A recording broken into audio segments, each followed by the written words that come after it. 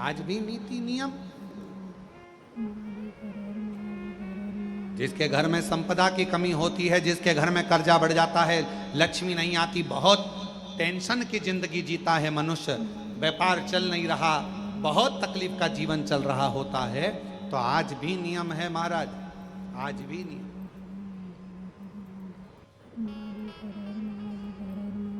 कि सोमवार शुक्रवार ये 2 बार ऐसे हैं, इन 2 बार को यदि कटोरी में थोड़ा सा शहद रखकर, मधु रखकर यदि लक्ष्मी जी का स्मरण किया जाए और माता लक्ष्मी जी का स्मरण कर कर एक लाल पुष्प उस कटोरी के सम्मुख में माता लक्ष्मी का नाम लेकर रखा जाए और बाद में वही शहद, वही मधु और वही पुष्प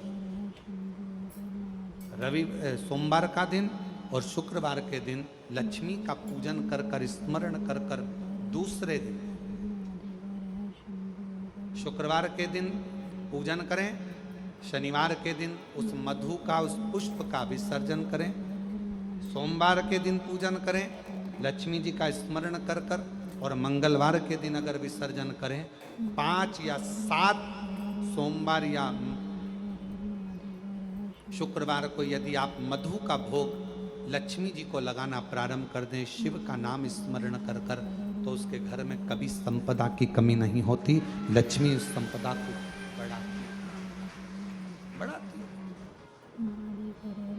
और हम तो यहां तक कहेंगे, प्रयास करो, अगर आपके घर में छोटा सा शिवलिंग विराजमान है, आपके घर में अगर छोटा सा शंकर जी का शिवलिंग है, छोटा सा शंकर भगवान का शिवलिंग है, या आपके घर में कुबेरेश्वर धाम का कंकर है, और आपके घर में यदि शंकर भगवान का शिवलिंग है, या सीहोर का रुद्राक्ष हो, या शंकर भगवान का शिवलिंग हो, या कंकर शंकर हो, तो निवेदन है जहां पर भी शिवलिंग आपके घर में विराजमान है, अगर छोटी सी कटोरी में एक बेलपत्र को आप नीचे रखिए, छोटी सी कटोरी उस बेलपत्र के ऊपर रखकर उसमें थोड़ा सा मधु, शहद, शंकर भगवान की साक्षी में शिव जी के सामने अगर शुक्रवार की शुक्रवार रखना प्रारंभ कर दो, धीरे धीरे संपदा की वृद्धि अपने आप होना प्रारंभ हो।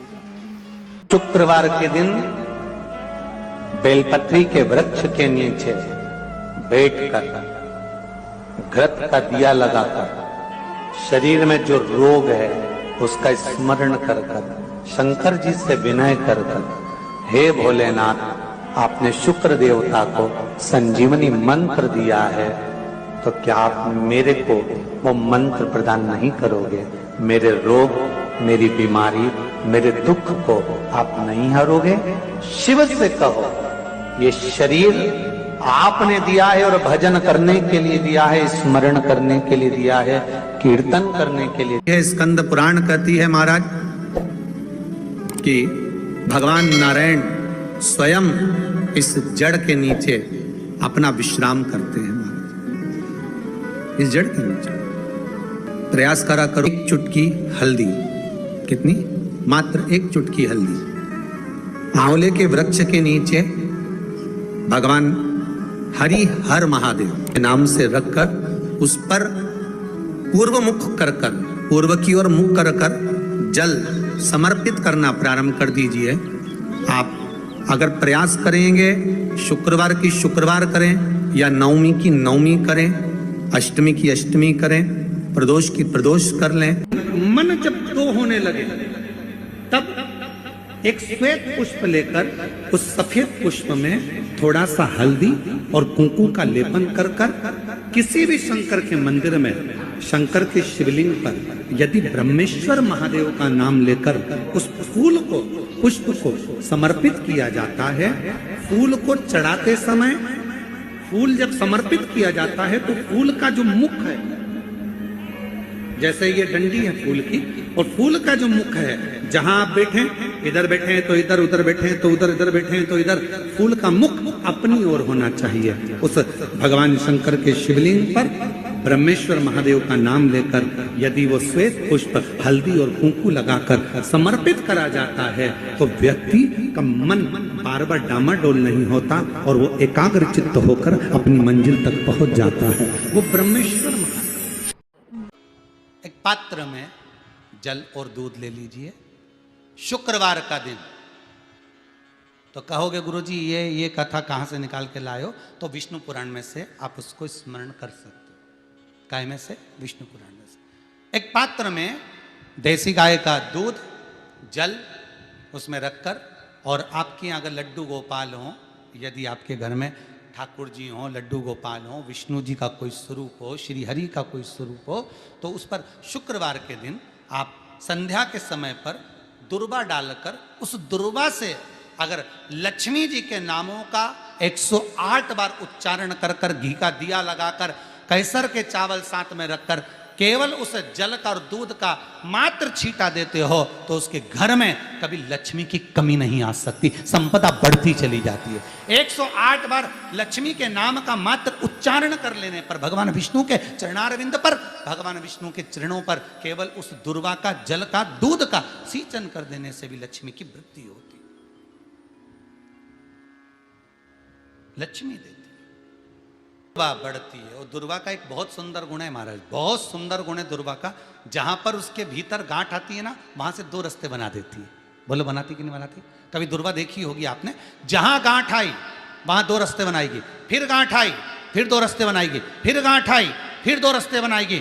दुर्वा का क्रम ऐसा है कि हम भगवान को दुर्वा क्यों देते हैं? उसका कारण यह है कि मान लो हे परमात्मा, हे शंभु, हे गणेश, हे प्रभु नारायण, अगर मान लो मेरा एक रास्ता चलते चलते गांठ पड़ जाए, एक रास्ता मेरा बंद हो जाए, तो वहां से मेरे दूसरे रास्ते खोल देना। इसलिए दुर्वा भगवान को समर्पित करी जाती है। दुर्वा को समर्पित करने का क्रम ही यही है कि मेरे मार्ग खुल जाए, मेरी राह खुल जाए, मेरा मार्ग चारों तरफ खुलता चले। दुर्वा नीचे की ओर चलते चलते मार्ग खोलती चली जाती है।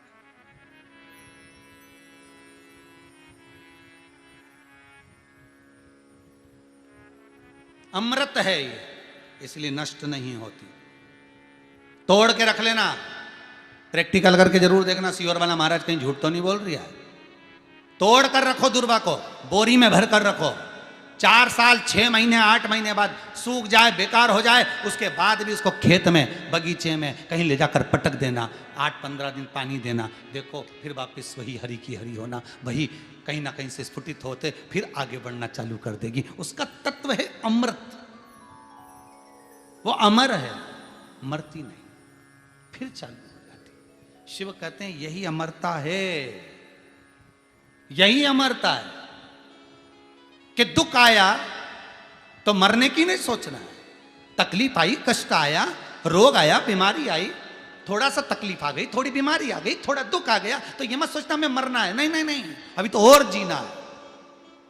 तो किस लिए जीना है? कोई कहेगा इसको कहीं आसक्तियां होंगी, घर की, परिवार की, कुटुंब की, कबीले की, इसलिए जीना चाहती है, इसलिए जीना चाहता है। नहीं, आसक्ति एक रखना कि मैं जीना इसलिए चाहता हूं, मैं और जीना चाहती हूं, इसलिए चाहती हूं कि अब मैं भगवान का भजन करना चाहती हूं। अभी तक मैंने परिवार, कुटुंब, कबीले, संसार के लिए करा, अब जितनी जिंदगी दी उस मालिक ने, अब मैं उसका भजन करूं। दुर्वा भगवान विष्णु को चढ़े, दुर्वा गणेश जी को चढ़े, दुर्वा शिव जी को चढ़े, दुर्वा ब्रह्मा को चढ़े, दुर्वा इंद्र को चढ़े, दुर्वा पितरों को चढ़े। कितना सुंदर कहा है। जिसके घर में पितृदोष प्रबल होता है, बहुत प्रबल पितृदोष है, तो उसके घर के जहां पानी का मटका रखा था, पितृदोष मालूम है ना? पितृदोष का लक्षण क्या होता है? 1 रुपए कमाओ, 1.25 रुपए खर्च हो, समझ लेना पितृदोष है। रात्रि को सो गए तुम, बड़े चक नींद आ गई तुमको, बहुत प्रेम से सो गए, सोने के 1.5 घंटे या 2 घंटे बाद तुम्हारी नींद खुल जाए और कम से कम आधे घंटे तक तुमको भूख लग रही हो, समझ लेना पितृदोष है। सोकर उठने के बाद में जैसे ही 1-2 घंटे की नींद हो गई और अचानक नींद खुल गई और तुम्हें भूख लग रही है, भूख लग रही है, प्यास लग रही है बहुत तेज, अभी सोए हो 1.5 घंटा ही हुआ, 2 घंटा ही हुआ, भूख लगने लगी, बहुत तेज भूख लग रही है, समझ लेना पितृदोष है। पितृ भूखे हैं, भोजन की याचना कर रहे हैं, भोजन की याचना। सोने के बाद तत्काल नींद खुले 2 घंटे के बाद, भूख लगे, उसका भी एक समय बताया है महाराज ब्रह्मवर्ता पुराण के अंतर्गत कि रात्रि को सोने के बाद में 1 घंटे की नींद हो जाए और उसके बाद में 2 घंटे के अंदर वापस नींद खुल जाए और भूख लगने लगे तो समझ लो पितृ भूखे हैं, भोजन मांग रहे हैं, अन्न मांग रहे हैं, पितृ दोष है।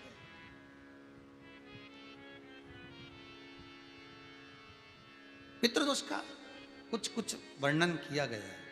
घर में एक पात्र के चक्कर में, एक बेडशीट के चक्कर में, एक सामान के चक्कर में विवाद हो रहा है तो समझ लो पितृदोष है। 1 रुपया कमाया 1.25 खर्च हो रहा है, पितृदोष है। घर में एक बीमार, दूसरा फिर बीमार हो गया, तीसरा फिर बीमार हो गया, एक ठीक हुआ, एक बीमार हुआ, पितृदोष है। पितृदोष का भाव तो उसके लिए करना क्या है? शिव महापुराण की कथा कहती है सुंदर, गणेश जी का चरित्र वर्णन करता है स्कंद पुराण कहती है, विष्णु पुराण कहती है कि दुर्वा 21 दुर्वा की गांठ बनाकर, 7 गांठ 21 दुर्वा की बनाकर जो अपने पितरों का मटका, मटका मतलब परिंदा, हंडा, जो भी पानी का भरते हो, उसके नजदीक में मात्र एक कटोरी में चावल रखकर उसमें अगर दुर्वा रख देता है तो मात्र 5 या 7 दिन में पितृदोष समाप्त होना प्रारंभ हो जाता है। उसके घर में लक्ष्मी की वृद्धि होने लगती है, सुख शांति अपने आप आने लगती है, उसका क्लेश समाप्त हो जाता है। दुर्वा में वो गुण है जो पितृ भी उसका भाग अमृत तत्व प्राप्त करना चाहता, अमृत देना चाहता। और सरल भाषा में समझिए, जिसकी फैक्ट्री नहीं चल रही हो,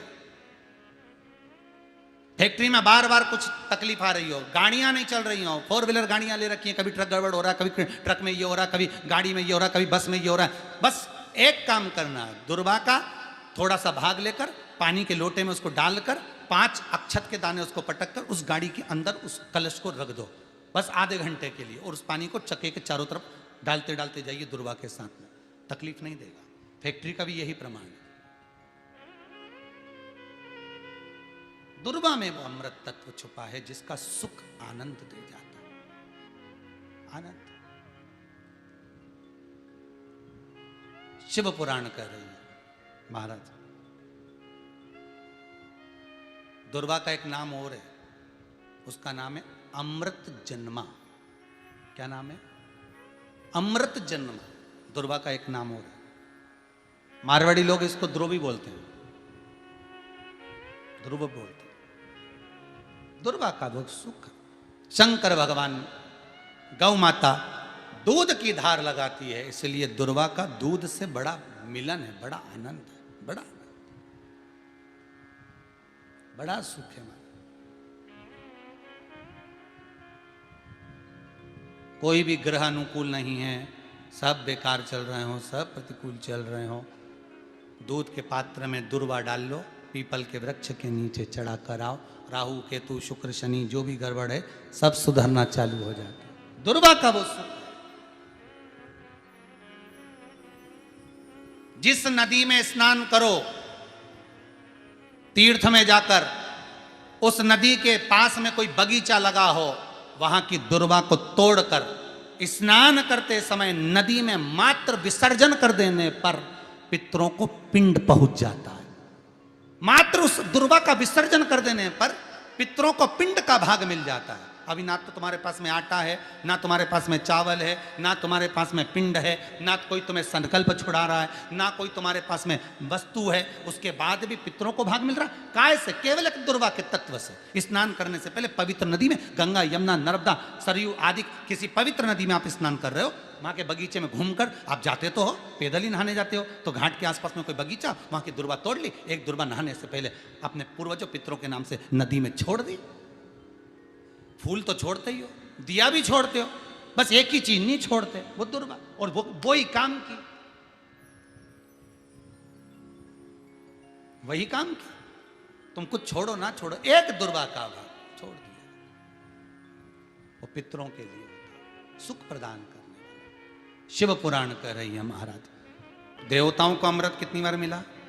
1 बार। दुर्वा को अमृत कितनी बार मिला? जम के बोलिए, 5 बार। कार्य सिद्धि के लिए 5 दुर्वा गणेश जी को चढ़ाई जाती है, आज भी नियम।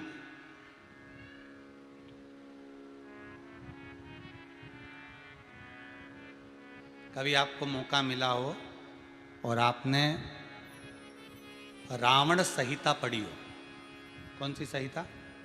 रावण संहिता। क्योंकि रावण शिव का उपासक था, भजन करने वाला था। शिव तांडव स्तोत्र आज भी लोग रावण का एक आनंद में पढ़ते। तो शिव का उपासक है रावण, शंकर का उपासक, विद्वान भी था, ज्ञानवान भी था। वो तो देवता के हाथ से मरना था उसको, इसलिए उसने मांगा ही यही था, जो मांगा वो मिला। तो रावण संहिता अगर किसी ने पढ़ी हो तो उसको मालूम होगा, रावण संहिता में 4 तरह के तिलक का महत्व बताया।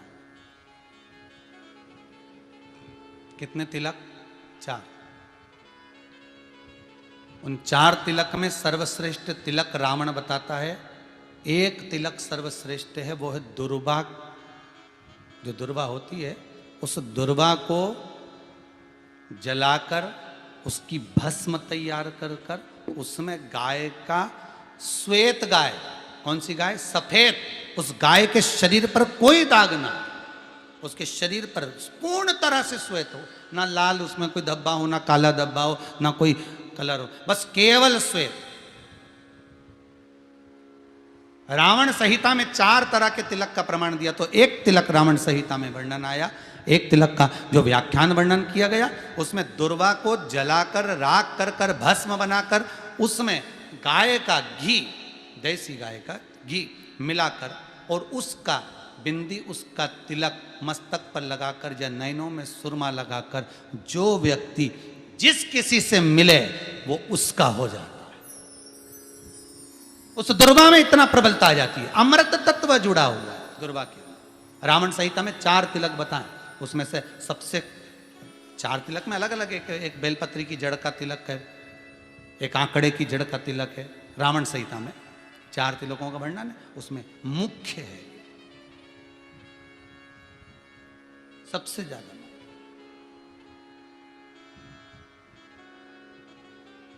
हम तो कहेंगे, अगर मान लो,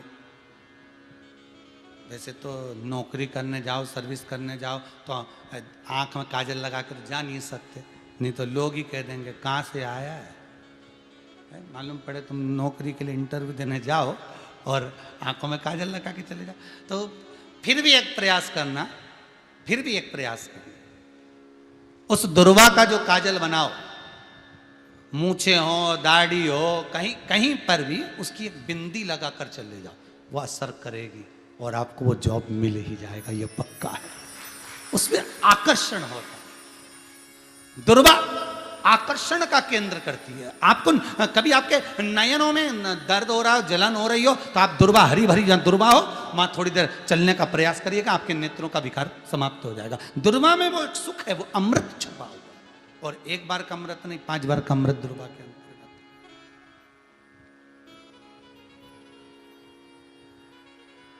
कौन से देवता हैं जिनके ऊपर दुर्वा का जल दूध में मिला हुआ छीटा जाए? श्वेत गाय के।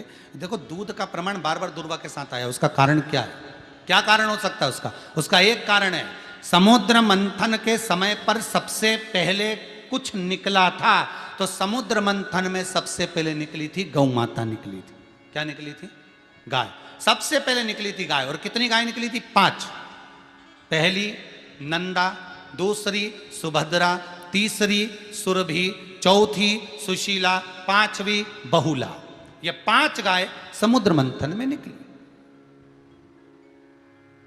अब समुद्र मंथन में जब गौ माता निकली तो सारे 33 कोटि देवता मंथन में जो लगे हुए थे, उन मंथन को करते करते देवता थक चुके थे, सारे देवता थक चुके थे। बहुला सुरभि और सुशीला से बोली, सुभद्रा से बोली, नंदा से बोली, अपना काम है, एक काम करो, अपन आप रूप दूध की धार बहाना प्रारंभ करो, अपने आप दूध की धार हम मृत्युलोक में हम भेजें इन देवताओं के लिए, तो देवताओं को अमृत तत्व मिलेगा, आनंद होगा।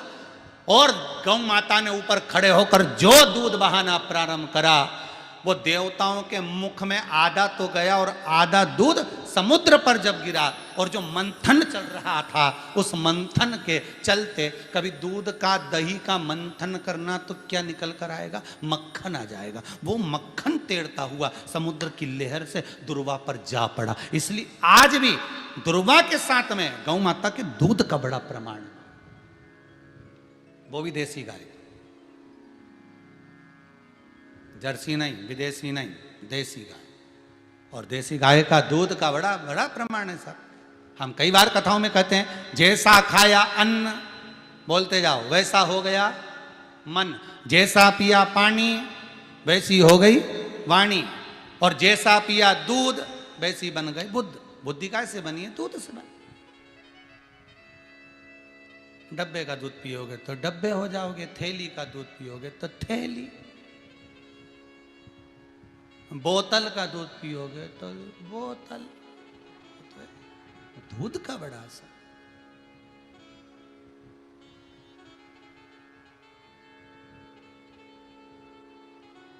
गौ माता के दूध का पानी। कहा एक पात्र में जल और दूध ले लीजिए, शुक्रवार का दिन।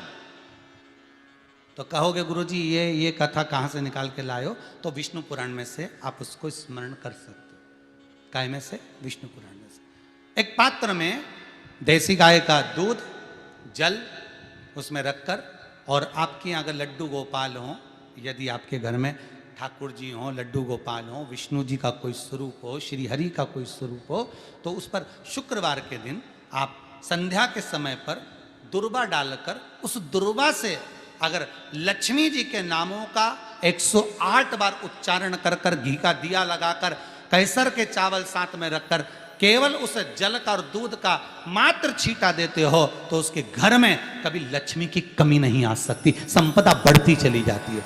108 बार लक्ष्मी के नाम का मात्र उच्चारण कर लेने पर, भगवान विष्णु के चरणारविंद पर, भगवान विष्णु के चरणों पर केवल उस दुर्वा का, जल का, दूध का सींचन कर देने से भी लक्ष्मी की वृद्धि होती,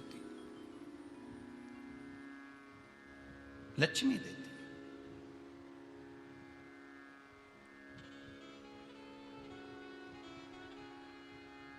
दुर्वा बढ़ती है, और दुर्वा का एक बहुत सुंदर गुण है महाराज, बहुत सुंदर गुण है दुर्वा का। जहां पर उसके भीतर गांठ आती है ना, वहां से 2 रास्ते बना देती है। बोलो बनाती कि नहीं बनाती? कभी दुर्वा देखी होगी आपने। जहां गांठ आई वहां 2 रास्ते बनाएगी, फिर गांठ आई फिर 2 रास्ते बनाएगी, फिर गांठ आई फिर 2 रास्ते बनाएगी। दुर्वा का क्रम ऐसा है कि हम भगवान को दुर्वा क्यों देते हैं? उसका कारण यह है कि मान लो, हे परमात्मा, हे शंभु, हे गणेश, हे प्रभु नारायण, अगर मान लो मेरा एक रास्ता चलते चलते गांठ पड़ जाए, एक रास्ता मेरा बंद हो जाए, तो वहां से मेरे दूसरे रास्ते खोल देना। इसलिए दुर्वा भगवान को समर्पित करी जाती है। दुर्वा को समर्पित करने का क्रम ही यही है कि मेरे मार्ग खुल जाए, मेरी राह खुल जाए, मेरा मार्ग चारों तरफ खुलता चले। दुर्वा नीचे की ओर चलते चलते मार्ग खोलती चली जाती है।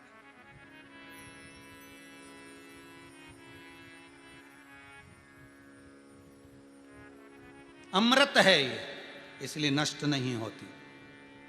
तोड़ के रख लेना, प्रैक्टिकल करके जरूर देखना, सीवर वाला महाराज कहीं झूठ तो नहीं बोल रही है। तोड़ कर रखो दुर्वा को, बोरी में भर कर रखो। 4 साल 6 महीने 8 महीने बाद सूख जाए, बेकार हो जाए, उसके बाद भी उसको खेत में, बगीचे में कहीं ले जाकर पटक देना, 8-15 दिन पानी देना, देखो फिर वापस वही हरी की हरी होना, वही कहीं ना कहीं से स्फुटित होते फिर आगे बढ़ना चालू कर देगी। उसका तत्व है अमृत, वो अमर है, मरती नहीं, फिर चालू हो जाती। शिव कहते हैं यही अमरता है, यही अमरता है कि दुख आया तो मरने की नहीं सोचना है।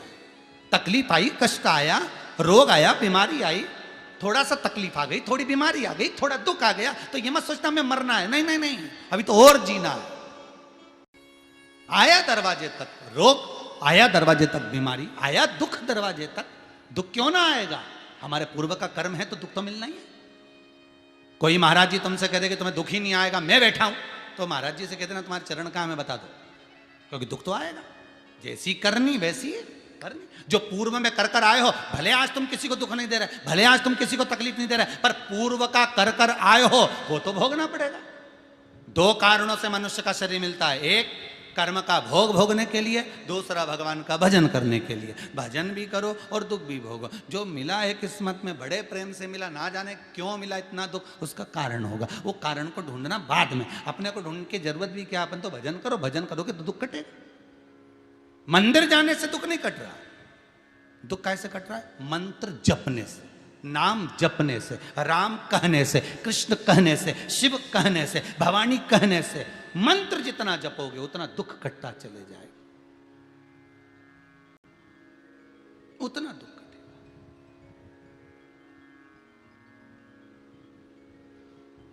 भोला सब दुख काटो म्हारा, ओ भोला सब दुख काटो म्हारा।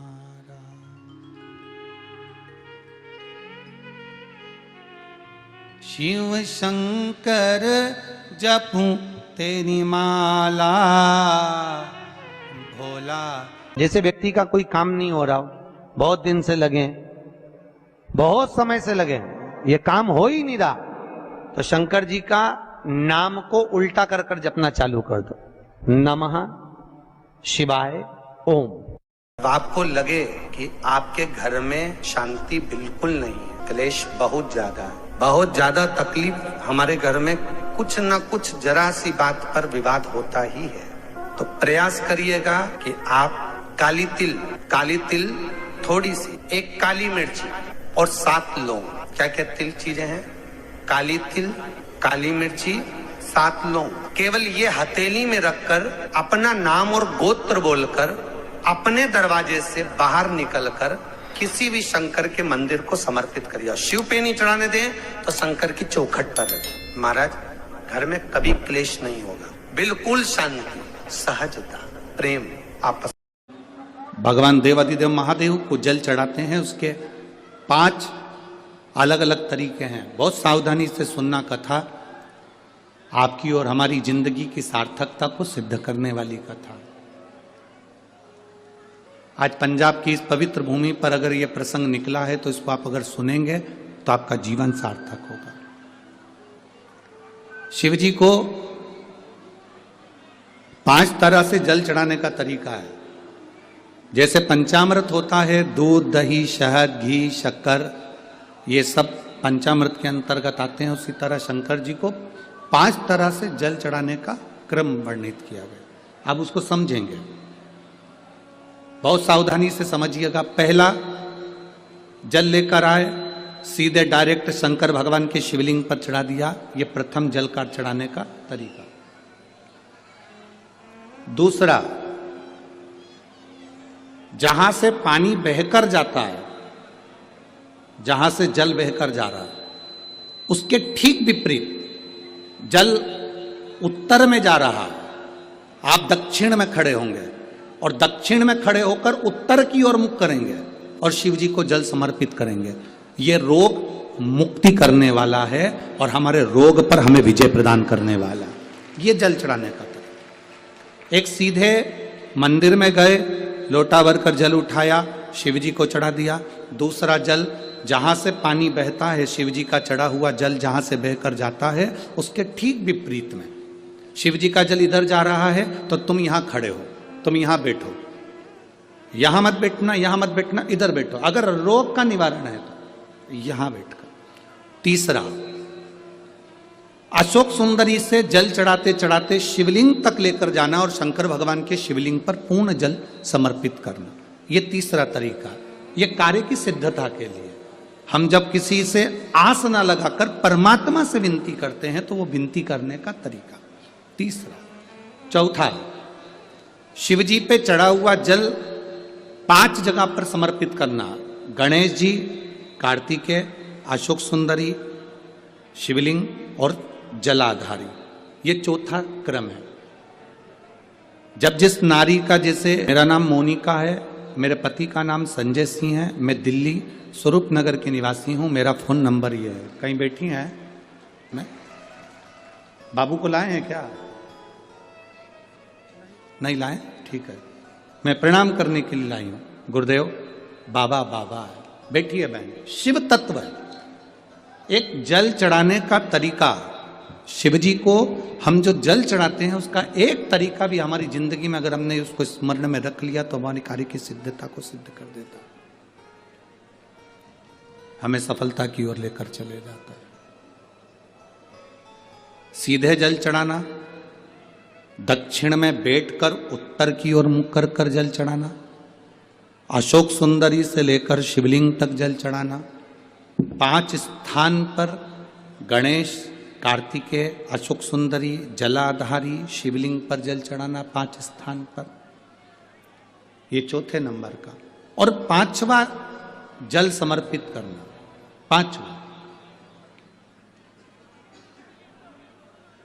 5वें नंबर का जल।